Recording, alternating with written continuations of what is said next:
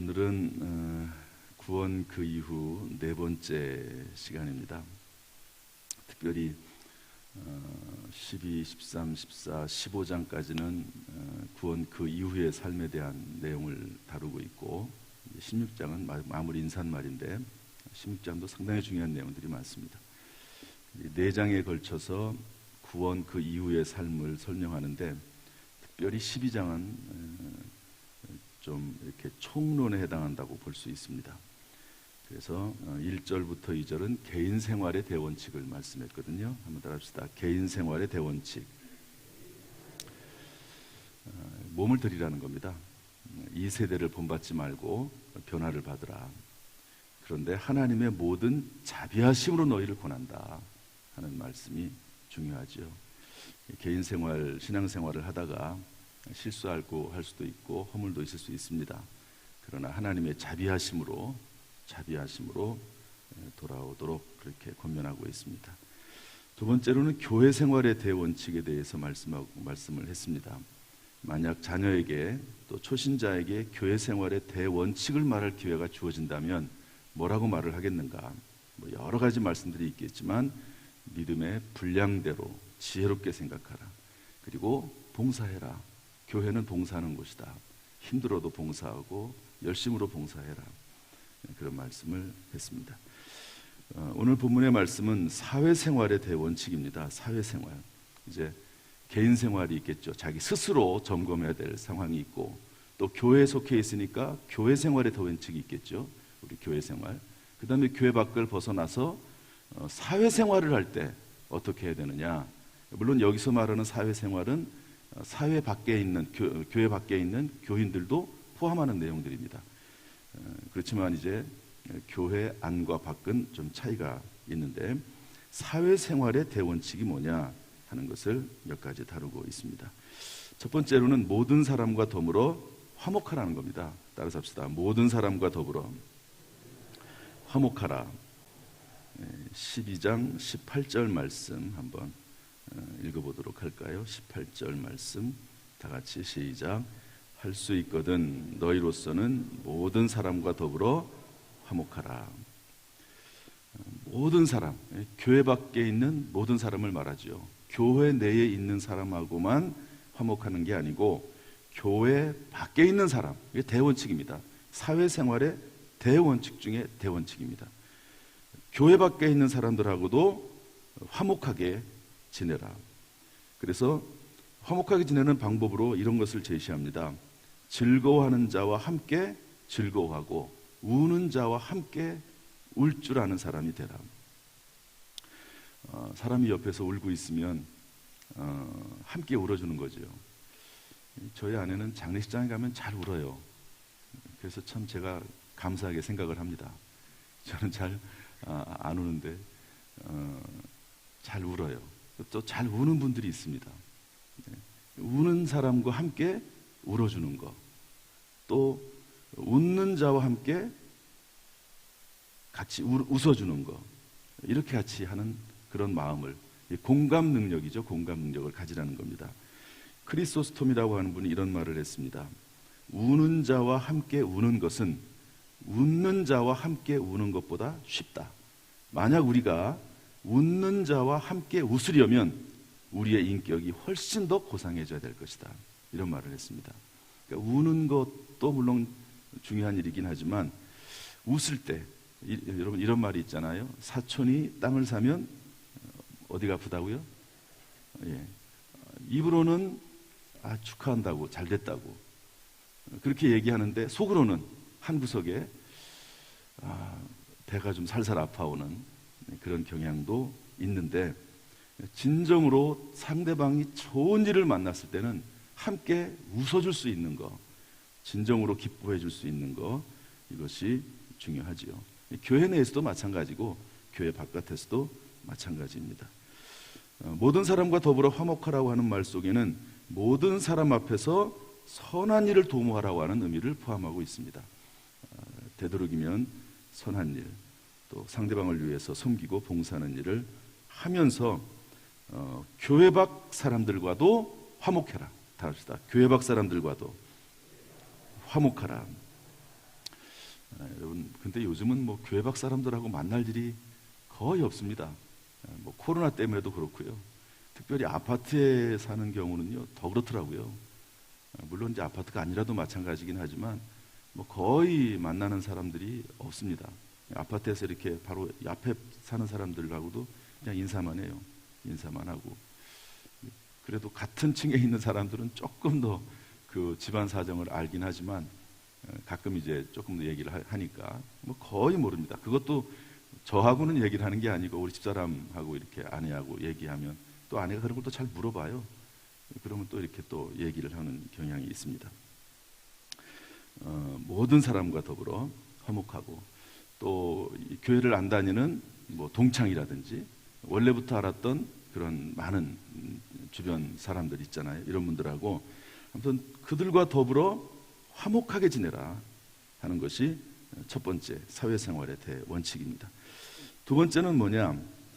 이 당시는 그리스도인들이 박해를 받고 있는 때입니다. 박해를 받고. 그래서 이 사도 바울이 로마서 12장을 쓰면서 그런 분들을 염두에 뒀습니다. 그리스도인들이 박해받는 상황에서 14절 말씀 보면 너희를 박해하는 자를 축복하고 저주하지 말라. 사회관계, 사회생활에 대한 이야기를 하면서 제일 먼저 나오는 말이 박해하는 자입니다. 그리스도인들이 워낙 박해를 받고 있으니까, 그래서 박해하는 자에 대한 이야기를 안 쓸 수가 없습니다. 기본적인 사회생활의 대원칙은 아무튼 누가 됐든지 간에 두루두루 화목해야 되지만 박해하는 자들이 있다는 겁니다. 박해하는 자들. 여기서 박해하는 자들은 교인이 아닙니다. 우리가 이것을 꼭 기억해야 됩니다. 14절 보면 너희를 박해하는 자들 이렇게 되어 있는데, 교회 내에 있는 교인들은 박해하는 자로 표현하고 있지 않습니다. 여기서 말하는 박해하는 자는 교회 성도들을 핍박하는 교회 밖 사람들입니다. 당시 로마 황제였던 네로, 또 그리고 그의 군인들, 우리로 말하면 일제치하에서 교회를 핍박했던 일본 정부, 또 공산당, 핍박하는 불신 가족, 이런 사람들의 모습에 대해서 말씀하고 있는데, 이 말은 좀 어렵습니다. 첫 번째로 뭐라고 말하냐면 14절 말씀 읽어보겠습니다. 14절 다 같이 읽어보죠. 시작. 너희를 박해하는 자를 축복하라. 축복하고 저주하지 말라. 우리를 박해하는 사람들, 그들에 대해서 저주하지 말라는 거죠. 미워하지 말고 저주하지 말아라. 19절 말씀에 뭐라고 되어 있냐면, 19절도 읽어봅시다. 19절 다 같이 시작. 내 사랑하는 자들아, 너희가 친히 원수를 갚지 말고 하나님의 진노하심에 맡기라. 기록되었을 때 원수 갚는 것이 내게 있으니 내가 갚으리라고 주께서 말씀하십니다. 원수를 갚지 말라는 거예요. 왜? 원수 갚는 것은 누가 하신다고요? 하나님이 하신답니다. 하나님이 내가 할 테니까, 원수 갚는 것은 내가 할 테니까 너희들은 원수 갚는 일을 하지 마라. 너희들 손에 피 묻히는 일을 하지 마라. 그것은 내가 할 테니까 너희들 하지 마라. 내가 할게. 원수들, 세상에서 너희를 박해하는 공산당, 일본 사람들, 또 그리고 네로 황제, 이런 사람들에 대해서 너희들 손에 피 묻히지 마라. 내가 할게. 이렇게 말씀하십니다. 야곱의 아들들이 많이 있었죠.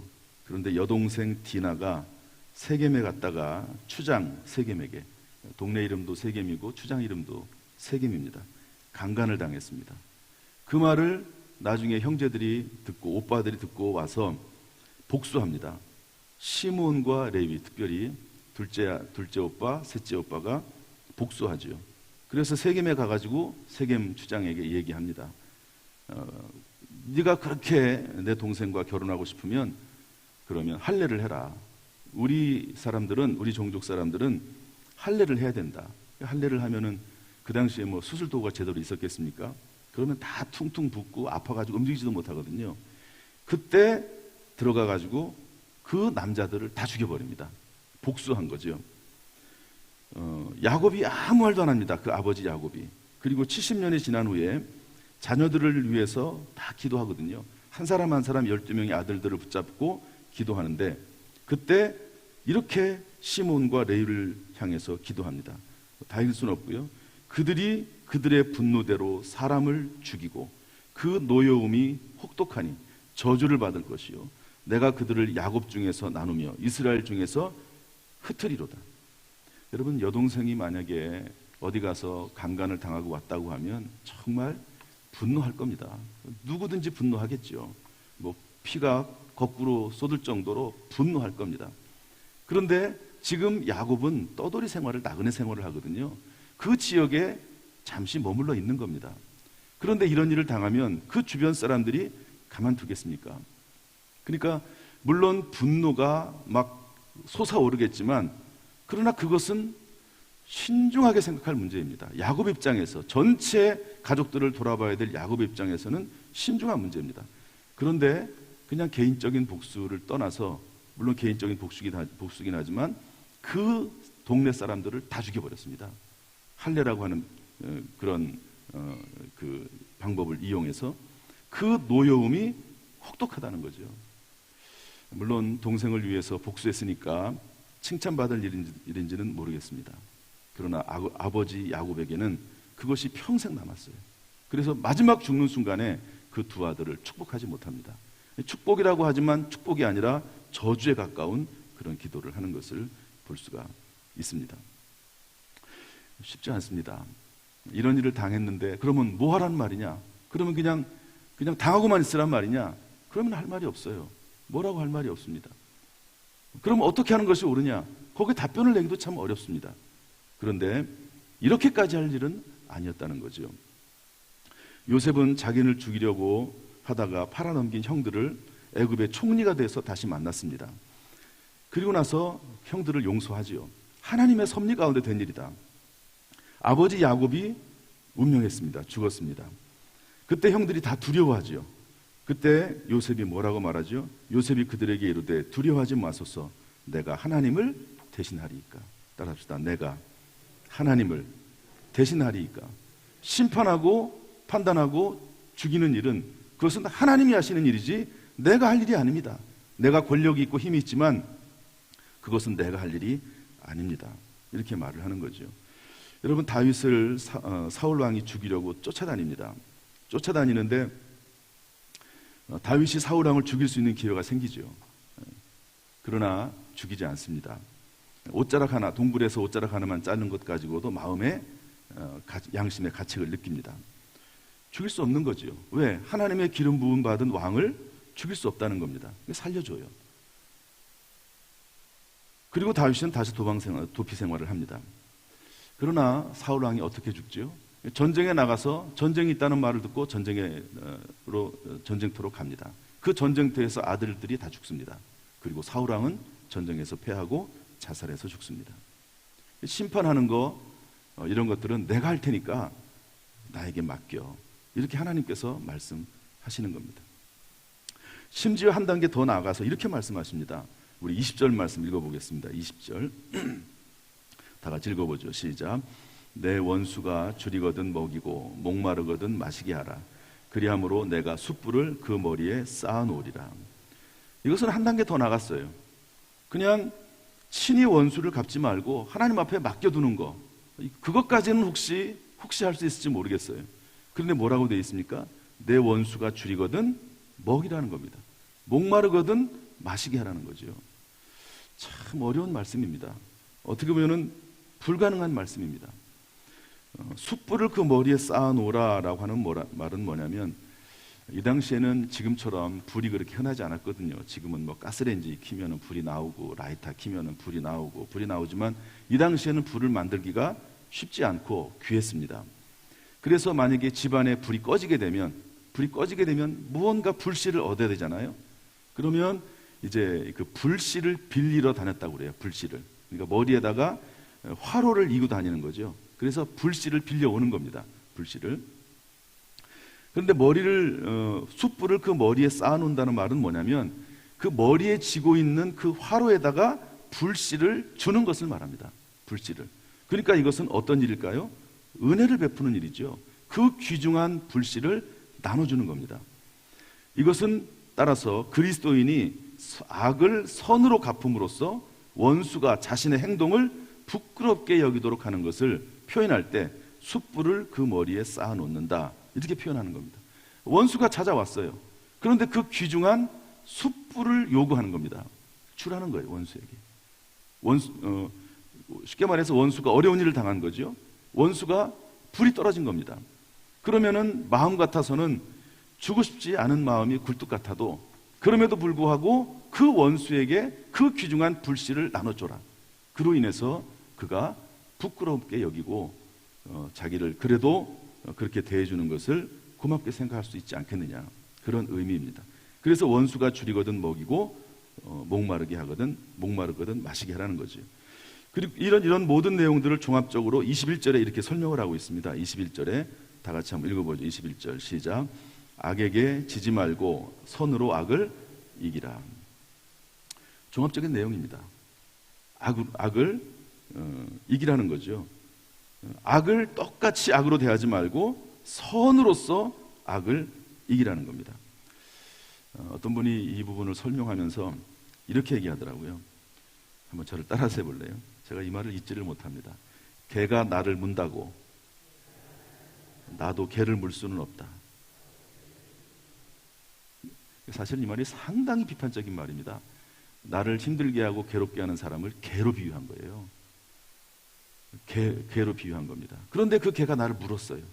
그렇다고 나도 개를 물 수 없는 건 아니냐, 물 수 있는 건 아니지 않느냐, 이렇게 표현하더라고요. 손양원 목사님이 두 아들을 죽인 공산당 청년을 양아들로 삼았습니다. 여러분, 이게 불가능한 일이죠. 그러나 우리 그리스도인들은 이렇게 해야 된다. 사회생활을 이렇게 해야 된다. 또 교회생활도 마찬가지일 수 있겠죠. 그런데 우리가 한 가지 주의해야 될 사항이 있습니다. 교회 내의 악행자에 대해서는 어떻게 해야 됩니까? 하는 내용이에요. 교회 내 악행자.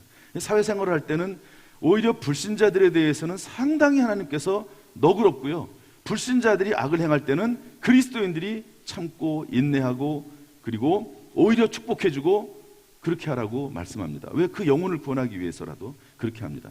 그런데 교회 내 악행자에 대해서는 다릅니다. 여러분, 이 14절부터 21절의 말씀을 읽으면서 이것을 교회 내 성도들로 비유해서 읽으면 안 됩니다. 그래서 교회 내에 나를 박해하는 자가 있으면 축복하고 저주하지 말아야 된다, 이렇게 생각하는, 물론 맞는 말이긴 하지만 기본적으로 이 말씀은 교회 밖 불신자들을 위한 말씀이고요, 교회 내 악행자들을 위한 말씀은 따로 있습니다. 그 말씀은 어디에 있냐면 고린도전서 5장에 있습니다. 다 고린도전서 5장을 한번 펴보시죠. 268면 고린도전서 5장 말씀에 있습니다. 여기 보면은 뭐라고 되어 있냐면 교회 내 악행자들에 대해서는 판단하라는 겁니다. 제가 이 말씀은 자주 말씀드리니까, 교회 내에서 자기 어머니, 옛날에는 두 번째 부인, 세 번째 부인을 두지 않았습니까? 그런데 두 번째, 세 번째 부인이 왔는데 그 부인이 나이가 어려요. 그래서 그 집안에 큰아들 정도가 되면 거의 나이대가 비슷한 거죠. 그래서 어쨌든 그래도 어머니 아닙니까? 그 어머니하고 간음을 했습니다. 근데 교회 말을 듣지 않아요. 회개를 하지 않아요. 그래서 거기에 대한 이야기인데, 교회 악행자죠. 우리 3절 말씀 읽어보겠습니다.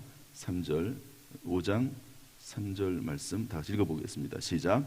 내가 실로 몸으로는 떠나 있으나 영으로는 함께 있어 거기 있는 것 같이 이런 일을 행한 자를 이미 판단하였노라. 판단하라는 거죠. 12절 말씀도 읽어보겠습니다. 12절 시작. 밖에 있는 사람들을 판단하는 것이야 내게 무슨 상관이 있으리요마는 교회 안에 있는 사람들이야 너희가 판단하지 아니하랴. 교회 바깥에 있는 사람들에 대해서는 지금 말씀드린 것처럼 그렇게 하는 겁니다. 그러나 교회 안에 있는 사람들은 너희가 마땅히 판단하고 분별해서 어떻게 해야 되느냐? 치리해야 된다는 겁니다. 2절 말씀 읽어보겠습니다. 2절 말씀 다 같이 읽어보죠. 시작. 그리하고도 너희가 오히려 교만하여져서 어찌하여 통한이 여기지 아니하고 그 일 행한 자를 너희 중에서 쫓아내지 아니하였느냐. 13절 말씀도 읽어보겠습니다. 다 같이 시작. 밖에 있는 사람들은 하나님이 심판하시려니와 이 악한 사람은 너희 중에서 내쫓으라. 밖에 있는 사람들이 잘못하고 죄를 범하는 것에 대해서는 하나님께서 하나님의 계획과 섭리 가운데 하나님이 알아서 심판하겠다. 하나님이 철저하게 심판하시거든요, 때가 되면. 그러나 교회 내에 있는 이 악한 사람은 너희 중에서 내쫓으라. 아주 단호합니다. 교회 내 교회가 무슨 사랑도 없는 것 아니냐?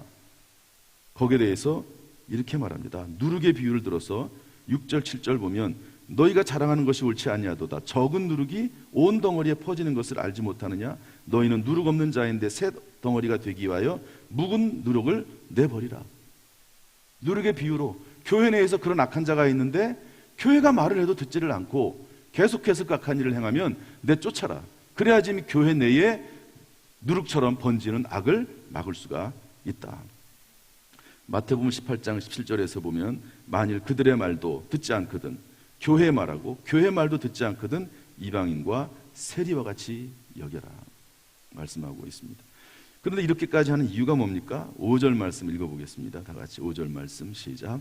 이런 자를 사탄에게 내주었으니 이는 육신은 멸하고 영은 주 예수의 날에 구원을 받게 하려 함이라. 이걸 통해서 이 사람이 이 땅에서 하나님의 심판을 받을 거다. 그러나 그 영혼이라도 구원받기 위해서 결국에는 그런 과정을 통해서 회개하도록 하기 위해서 하는 일임을 알려주고 있습니다. 그래서 로마서에 있는 12장에 있는 말씀은요, 교회 바깥에 있는 박해자들에 대한 말씀이라고 보면 되고, 그 다음에 교회 내 악행자에 대해서는 고린도전서 5장에 기록하고 있습니다. 그러면 교회 밖 박해자에 대한 이 말씀은 우리가 우리의 가족이나 재산이나 나라를 방어해서는 안 된다는 그런 의미인가? 우리 가족을 누가 괴롭히고 재산을 다 뺏어가고 나라를 넘어뜨리겠다고 공격을 하는데 그러면 아무것도 방해도 아니하고 그냥 가만히 있으란 말이냐? 그런 의미는 아닙니다. 법이라는 수단을 사용해서 개인적인 피해를 보상받을 수 있지만 여기서 말씀하는 건 뭐냐면 개인적인 복수를 하지 말라는 겁니다. 개인적인 복수를 스스로 하지 말아라 하는 의미죠. 심판은 특별히 세상 사람들에 대한 심판은 하나님에게 있으니까 하나님이 하나님의 계획과 섭리에서 하나님이 사용하시는 거니까 그것 때문에 너희들이 개인적인 복수를 하려고 해서는 안 된다. 그런 말씀입니다. 말씀을 정리하겠습니다. 어떤 유명한 목사님이 이 부분을 설교하면서 이렇게 얘기하더라고요. 하나님, 저는 이렇게 못 삽니다. 어떻게 이렇게 살 수 있습니까? 원수를 사랑하고 축복하고 줄이거든 목마르고 먹이고 목마르거든 마시게 할 수 있습니까? 뭐 손양한 목사님 같은 경우는 그런 경우도 있긴 하지만 그러나 그런 분이야 뭐 우리 기독교 역사상 한국교 역사상 몇 분이나 되겠습니까? 하나님, 저는 그렇게 못 삽니다. 그리고 목사도 못하는 일을 성도들에게 어떻게 하라고 설교할 수 있습니까? 그렇게 하나님 앞에 기도하면서 이 본문을 붙잡고 씨름을 했답니다. 그랬더니 하나님께서 세 가지 감동을 주시더랍니다. 첫 번째, 우리가 하나님의 자녀답게 되기를 원하시는 하나님의 욕심이라는 거죠. 이렇게 꼭 살 수 없을 수 있을지는 모르지만 그러나 이것이 하나님의 마음에 합한 일이다. 하나님의 욕심이다. 그래서 이렇게 살도록 노력하고 힘쓰고 애쓰라는 거죠. 또 하나는 우리의 행복과 평안을 위해서입니다. 원수 갚으려는 마음속에 행복이나 평안이 깃들 수가 없다는 거죠. 그 사람을 미워하고 언젠가는 내가 복수하겠다고 하고 그런 마음을 품고 살면 그 마음 속에 행복이 있겠습니까? 평안이 있겠습니까? 그러니까 하나님께서 이렇게 말씀하셨다는 것이고, 세 번째로는 성령 안에서 그리스도 예수 안에서 능력을 주시면 할 수 있다. 내게 능력 주신 자 안에서 내가 할 수 있다. 할 수 있거든이 무슨 말이냐? 믿는 자에게는 능치 못할 일이 없다. 성경 말씀에 기록하고 있거든요. 오늘 말씀을 참 어렵습니다. 힘듭니다. 그러나 이 말씀대로 살기를 원하시는 하나님의 마음이 있는 것이죠. 무조건 할 수 없다고 말하지 말고 내 본성으로는 안 되지만 내 안에 계신 예수님, 내 안에 계신 성령님의 힘을 의지해서 이 말씀대로 살려고 애쓰고 노력하는 저와 여러분이 될 수 있기를 주님의 이름으로 축복합니다.